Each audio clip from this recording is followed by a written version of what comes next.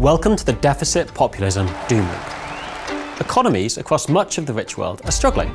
Imagine you're a finance minister. You've suffered a decade of poor economic growth, shocks from a financial crisis, a pandemic, and sky-high energy prices.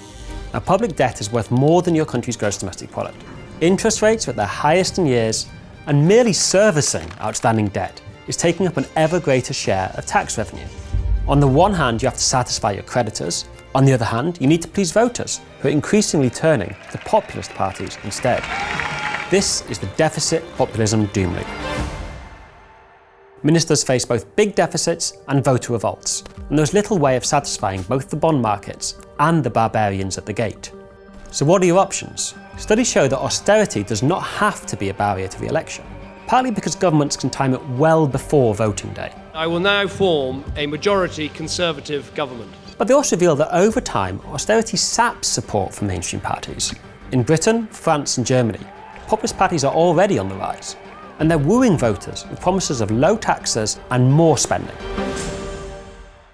Governments can't borrow their way out of this problem.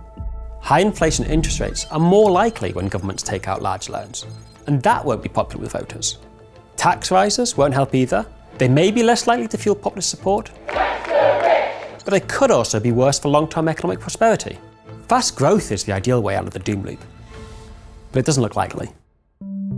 Instead, politicians could try financial repression. This would involve requiring pension funds to buy domestic assets, or using tax incentives to encourage savers to invest at home. But these policies ultimately hurt savers.